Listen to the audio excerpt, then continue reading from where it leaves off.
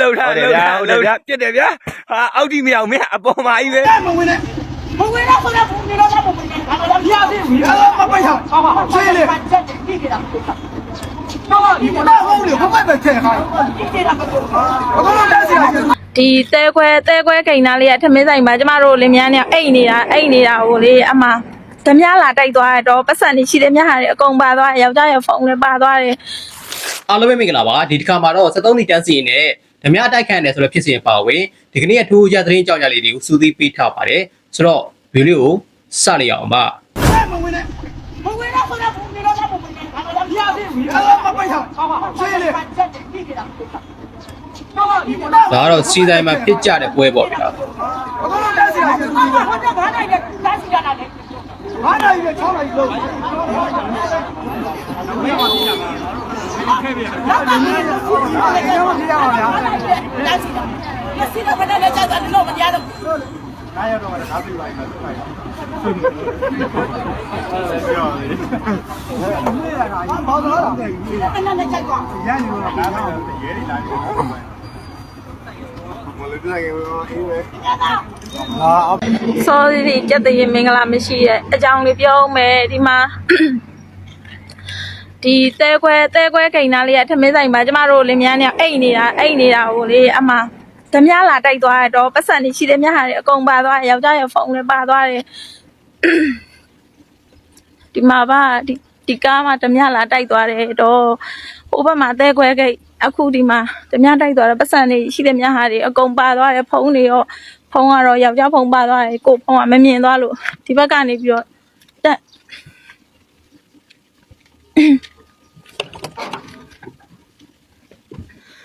ဓမြတိုက်သွားတယ်တော့ဒီမှာအကုန်လုံးလဲကားတစ်စီးလုံးလဲလန်လို့နောက်ပြီးတော့အကုန်ယူသွားတယ်စိတ်ကကျမတို့မှ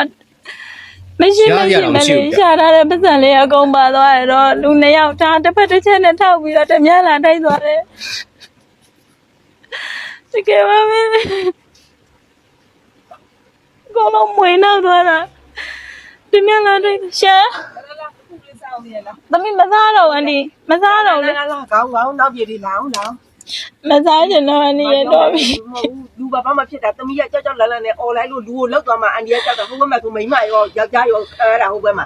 အန်ဒီသမီးတို့ဆိုရတဲ့ပတ်စံလေးကောင်းပြီအန်ဒီအဲ့ဟိုအမကလည်းဟိုတာမစားဘူးပြောတာမဟုတ်ဘူးဒီကမှတမိုးတော့မရှိဘူးဒါဟိုတက်တဲ့ဒါဟိုခါလာနဲ့ခါလာကြီးကိုရီးယားမိဘတွေကတော့ပုံနာတွေကိုခြားထားတာတဲ့ဟုတ်တယ်သမီးတို့စားတာဒီလိုပြေလို့ရတယ်ကသမီးတို့ဆိုတာဘယ်နဲ့2လလောက်ရှိနေပြီသမီးတို့ပတ်စံနေသမီးတို့တကြမ်းကြရင်လည်းအမေတို့ကတော့မဆိုပြီးတော့တော်ရင်လာအောင်စေလာတော့ကနာလေးပေးလာခဲ့မယ်နိ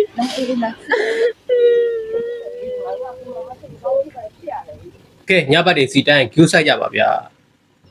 တကယ်လေသမီးတို့မစားရမတော့ရနဲ့လင်းမြန်းဒါနဲ့ထောက်ပြီးတော့တိုက်သွားတာကားမောင်းတယ်သူကဒီဘက်ကနေဓာတ်နဲ့ထုတ်တယ်မင်းတို့ဦးကားနောက်ကိုမလိုက်တာလဲဓာတ်တွေပါ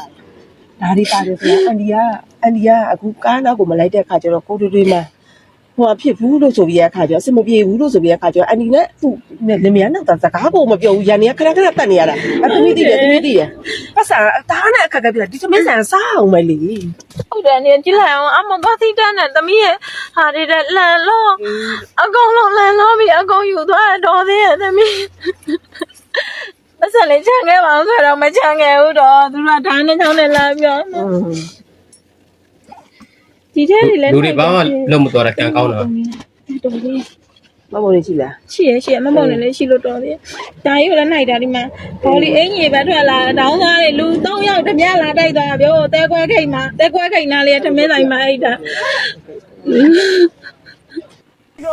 ဒါဒီဟာထီးကတော့ဒီမှာအကုန်ရောက်တော့ထီးတွေပါမရဘူးတော့ကျေးဇူးရှင်တောင်းလို့ဦးကြီးများလေအားလုံးမသားတွေမြန်မာနိုင်ငံစီတွေပဲရောက်သွားလေဟိုက်မှာဒီတဲ့ဝယ်မရဘူးတရားအားလုံးမဘဝဒီတဲ့ဝယ်မရတော့ဟဲ့မှာပခုံးနဲ့ခန်းနေရတယ်ကြည့်ဒီသမားတွေအများစုတော်တော်လေးကိုဒုက္ခရောက်နေကြတယ်လက်ပြနေတာနေရတဲ့အတိုင်းပါပြနေတာတရားဟိုက်မှာဒီတဲ့ဝယ်မရလို့ပခုံးနဲ့ညီကိုတွေခန်းနေရတဲ့ဘဝကိုပြန်ဟိုတော့ဒီနှစ်ကစဘာကဗျာကျွန်တော်ပြောရမယ်တင်းတရာလျင်ကျွန်တော်တို့ကစဘာတင်းတရာလျင်ဆန်က 40% 40တင်းထွက်တယ်ပေါ့ဆောက်ပြီး40တင်းထွက်လေးရှိတယ်အဲ့40တင်းကိုသူတို့ပြန်ရောင်းလို့ရှိရင်ဘယ်လောက်ရမလဲ9000 6000ပြင်ပဲပို့မရဘူးတကယ်တမ်းကျတော့ရန်ကုန်မှာရောင်းနေတာကအောက်ချိန်ကန်လူတန်းသားစားနေတဲ့စံတပြအနည်းဆုံး4900နေမှ9000ရှိပါတယ်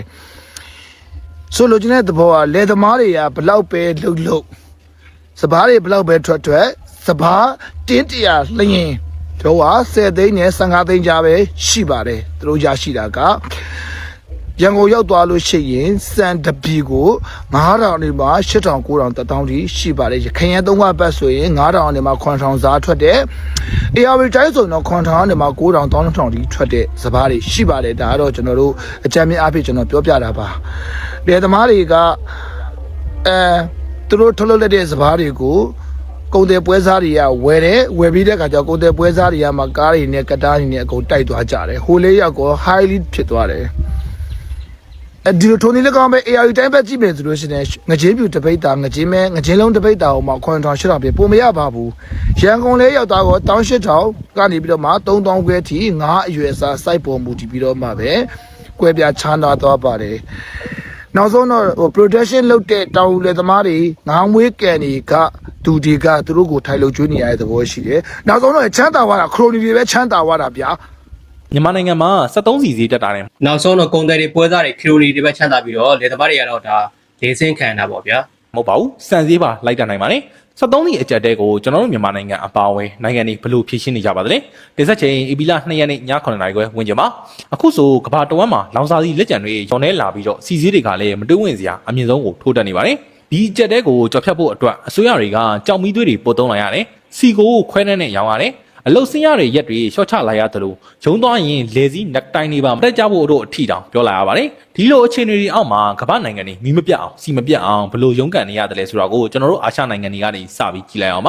ါအာရှတိုက်ကနေပြီးစပြီးပြောရရင်အထူးသဖြင့်ကျွန်တော်တို့မြန်မာနိုင်ငံရဲ့အခြေအနေကအတော်လေးကိုဆိုးရွားနေပါတယ်ကမ္ဘာ73စီစီးတွေရုတ်တရက်ထိုးတက်သွားတဲ့တန်ကိုပြည်တွင်းကနိုင်ငံရေးစီးပွားရေးအကြက်တွေနဲ့ပေါင်းဆက်ပြီးတော့ပြည်သူတွေအလူးလဲခံနေရပါတယ်။အစိုးရအာဏာပိုင်တွေကစီရှားပါမှုကိုဖြေရှင်းဖို့အတွက်ကားနံပါတ်စုံမစနစ်နဲ့တရချားစီတာမောင်းဝင်ပြုထားသလိုကျူအောင်ကုန်းနဲ့စစ်ဆေးပြီးမှခွဲတန်းနဲ့ရောင်းချတဲ့စနစ်ကိုကျင့်သုံးနေပါတယ်။ကားတွေကညကလေးကညအိတ်တန်းစီစီဆောင်နေရပါတယ်။ဒါပေမဲ့ဒီလိုကန့်သက်ချက်တွေကြောင့်မြေပြင်မှာအပြင်ဈေးကွက်ကအကြီးအကျယ်ကြီးထွားလာနေပါတယ်။လူတလားဝယ်ရတဲ့သူကရပေမဲ့ဒါကအနည်းစုဖြစ်ပါတယ်မရတဲ့သူကတော့အများစုဖြစ်နေပါတယ်အပြင်ဈေးကွက်မှာတော့ဓာတ်ဆီ1လီတာကို1000ကျပ်ကနေပြီးခေါ်ဈေးအမျိုးမျိုးရှိနေပါတယ်လိုင်စင်မရှိလို့စီဆိုင်မှာဝယ်ခွင့်မရတဲ့ဘီရွဲဆိုင်ငယ်သမားတွေACကားတွေနဲ့အရေးပေါ်သွားလာရမယ်လူနာတင်ရင်တွေကဒီအပြင်ဈေးကွက်မှောင်ခိုဈေးကွက်နဲ့ပဲမဖြစ်မနေဝယ်သုံးနေရပါတယ်စီတန်းစီပြီးအပြင်မှာဈေးတင်ပြောင်းစားတဲ့သူတွေနံပါတ်ပြားကိုပွားပြီးစီထုတ်တဲ့မတမာမှုတွေလည်းပေါ်ပေါက်နေပါတယ်။ထိုင်းနိုင်ငံမဲဆောက်ဘက်ကနေပြီးဒီဇယ်စီလီတာ2000လောက်မှောင်ကိုခိုးသွင်းလာတဲ့စီကားတစ်စီးထိုင်းဘက်မှာအဖမ်းခံရတဲ့အထိဖြစ်လာပါတယ်။စီကားတွေဒီလောက်ဒုက္ခရောက်နေချိန်မှာလျှက်စစ်ကား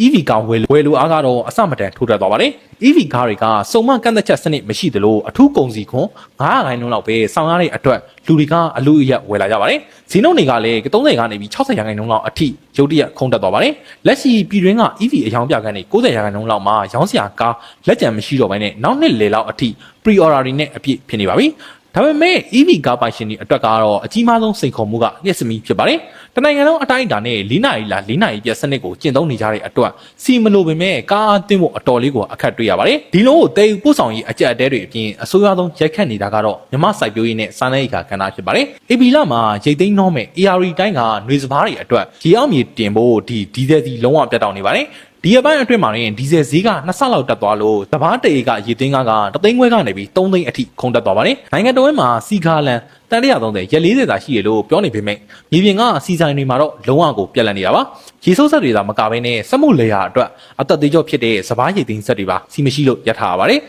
73စီထပ်ပြတ်သွားမှာစိုးရင်နဲ့တောင်သူတချို့ဆိုရင်အထွက်နှုံးရော့မယ်မှန်တည့်ရနဲ့စဘာမမဲ့ခင်ကလေးကအလူရက်ရိတ်သိမ်းနေရပါတယ်မူလကလေးကလောက်သားချက်ပါမှုမြေရောသာနဲ့ပိုးသက်စီရိတ်တွေကြီးမြင့်နေတဲ့တောင်သူတွေအတွက်အခုစီအကြက်တဲကပွဲသိမ်းထိုးလက်ချက်ဖြစ်ပါတယ်ငွေစပါးမှာအမျက်မကြံတဲ့အပြင်အရှုံးပေါ်လာလို့လာမဲ့မိုးစပါးအတွက်အရင်ပြုတ်သွားပြီးတော့စံပြက်လက်မဲ့အနေပိုကြီးလာနေပါတယ် မြန်မာနိုင်ငံမှာဒီလိုအကြက်တွေကြုံတွေ့နေရသလိုတခြားတောင်အာရှနိုင်ငံတွေအရှေ့တောင်အာရှနိုင်ငံတွေမှာလည်းအစိုးရတွေအထိတ်တလန့်ဖြစ်နေကြပါပြီ။တိရိလင်္ကာနိုင်ငံဆိုရင်စီကိုခွဲတန်းနဲ့ရောင်းချနေရပြီးတော့အလုပ်ချိန်ကိုတစ်ပတ်ကို4ရက်ပဲသတ်မှတ်လိုက်ပါတယ်။ဗီယက်နမ်မှာအလုပ်သမားတွေကိုအိမ်ကနေပြီးအလုပ်လုပ်ဖို့တိုက်တွန်းနေပါတယ်။ထိုင်းနိုင်ငံမှာဆိုရင်အကွန်တုံးဆွဲမှုကိုရှော့ချဖို့ရုံခန့်အပူချိန်ကို29ဒီဂရီထားဖို့ညွှန်ကြားထားပြီးတော့ TV သတင်းကြေညာသူတွေတောင်ကိုအင်ကြီးတွေချွတ်ထားတဲ့အထိဖြစ်နေပါတယ်။တစ်ဖက်မှာလည်းအိန္ဒိယဂျပန်တောင်ကိုရီးယားဘင်္ဂလားဒေ့ရှ်နဲ့ဖိလစ်ပိုင်နိုင်ငံတွေကလျှက်စစ်မီလုံလောက်ဖို့အတွက်ရာသီဥတုပြောင်းလဲမှုကိုလှစ်လျူရှုပြီးတော့ကြောင်မီသွေးသုံးစက်ရုံတွေကိုအစွမ်းကုန်ပြန်လဲပတ်နေကြပါတယ်။အမေရိကတိုက်ဘက်ကိုကူးကြည့်ရအောင်ပါ။အမေရိကန်ကတော့တုံ့ပြန်ပုံလုံးဝကွဲပြားပါတယ်။သမ္မတဒေါ်နယ်ထရန့်ကစစ်ပွဲမှာဝင်မပါတဲ့ဥရောပမဟာမိတ်တွေကိုကိုယ့်ရင်တန်ကိုသွားယူကြလို့လောင်ပြောင်ခဲ့သလိုအမေရိကန်ပြည်သူ့ဘဏ္ဍာဒေါ်လာ1ဘီလီယံကိုအသုံးပြုပြီးတော့လီယာလျှက်စစ်စီမံကိန်းတွေကိုဖျက်သိမ်းပြီးတော့ရေနံနဲ့ gas လုပ်ငန်းတွေစီပြောင်းလဲရင်းနှီးမြှုပ်နှံနေပါတယ်။အာဖရိကတိုက်မှာမြန်မာနိုင်ငံလိုစားနပ်ရိက္ခာလုံခြုံရေးဆိုတဲ့ဒုတိယအကြက်ကျဲကြီးနဲ့ရင်ဆိုင်နေရပါတယ်။စွမ်းအင်ဈေးတွေတက်လာလို့ဓာတ်မြေဩဇာဈေးတွေအဆမတန်ထိုးတက်သွားပြီးတော့လယ်သမားတွေကိုအကြီးအကျယ်ချိန်ချောက်နေပါတယ်။ဒီတန်ကိုခံနိုင်ဖို့တောင်ဆူဒန်လိုနိုင်ငံမှာဆိုရင်လျှက်စစ်မီချွေတာဖို့မြို့တော်မှာမီးကိုခွဲတန်းနဲ့စတင်ပေးနေရပါပြီ။မြန်မာနိုင်ငံကစီစည်းကွက်ကနေပြီးမီးခွဲတန်းစနစ်နဲ့300တာအားလုံးကိုကြည့်ရင်ဟော်မိုရေလက်ကြားပိတ်သွားတာကကဘာကြီးရဲ့လေပတ်ပုံရန်ရာတစ်ခုလုံးကိုအခြေခံပြီးဘယ်လောက်တောင်ပြောင်းလဲသွားတယ်လဲဆိုတာကိုအထင်ရှားတွေ့မြင်နေရပါတယ်။ ဟုတ်ကဲ့ပါသတင်းနဲ့လူစုပုံသားတဲ့အကြောင်းအရာလေးတွေကိုနေ့စဉ်ပုံမှာတက်ဆက်ပေးမှာဖြစ်လို့ကျွန်တော်ရဲ့ channel လေးကိုလည်း like ဆက်ကွန်နှိပ်ထည့်ထားပါတယ်ဒီဘုန်းနဲ့ပတ်သက်ပြီးတော့မိတ်ဆွေတို့ရဲ့ထင်မြင်မှုစကြက်လေးတွေကိုလည်းအောက် comment မှာရေးပြီးတော့ခဲ့ပါဦးခင်ဗျာ